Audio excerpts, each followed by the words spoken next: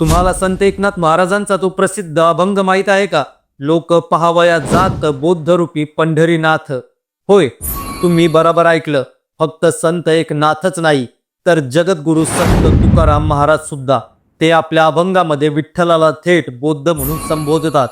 आता हा प्रश्न पडतो, ज्या विठ्ठलाला आपण विष्णूचा अवतार मानतो, त्याला आपले संत बुद्ध का म्हणतात? ही केवळ कवी कल्पना होती की त्यामागे ऐतिहासिक सत्य दडलेलं आहे? याच प्रश्नाचं उत्तर शोधण्यासाठी जेव्हा भारताचे प्रज्ञ सूर्य डॉक्टर बाबासाहेब आंबेडकरांनी इतिहासाची पानं चालली, तेव्हा त्यांना जे पुरावे सापडले ते आपल्याला विचार करायला भाग पाडतात. त्यांनी त्यांच्या हु वॉज विठ्ठल या संशोधनात अतिशय तर्कशुद्ध मांडणी केली आहे. ते 3 महत्त्वाचे पुरावे देतात. पहिला तर्क, मूर्तीची रचना. बाबासाहेब म्हणतात, हिंदू धर्मातील कोणत्याही प्रमुख देवाची मूर्ती पहा. रामाच्या हातात धनुष्य बाण आहे, कृष्णाच्या हातात सुदर्शन चक्र आहे, शंकराकडे त्रिशूळ आहे. प्रत्येक वैदिक देव हा शस्त्रधारी आहे. पण आपला विठ्ठल, जरा आठवा त्या सावळ्या मूर्तीला. त्यांच्या हातात काय आहे? तो कमरेवर हात ठेवून पूर्णपणे शांत आणि निशस्त्र उभा आहे.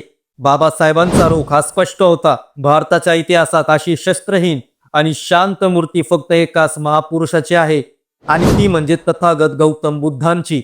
आता दुसरा तर्क, नावाचा उलगडा. आपण विठ्ठलाला प्रेमाने पांडुरंग म्हणतो. डॉक्टर आंबेडकरांनी या शब्दाची फोड केली. त्यांच्या मते पांडुरंग हा शब्द संस्कृत नाही, तर तो पाली भाषेतील पुंडरीक या शब्दाचा अपभ्रंग आहे. बौद्ध साहित्यात पुंडरीक म्हणजे काय? तर पांढरे कमळ, आणि कमळ हे बुद्धांच्या ज्ञानाचे प्रतीक आहे. म्हणजेच पांडुरंग हे नाव मुळात बुद्धांच्या अस्तित्वाची साक्ष देतो. आता तिसरा तर्क, जागेचा इतिहास.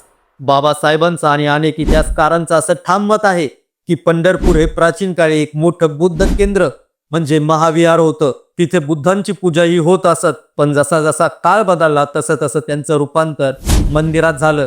पण विचार मात्र हा तोच राहिला. वारकरी संप्रदाय पहा. जिथे जातीभेद नाही, तिथे उच्च नीच नाही. ही समतेची शिकवण वेदांची नाही, तर ती बुद्धांच्या संघाची शिकवण आहे.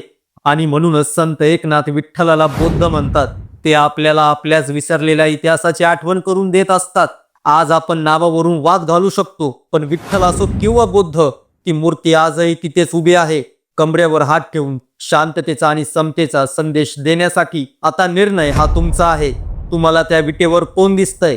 विष्णूचा अवतार की शांत उभा असलेला बौद्ध?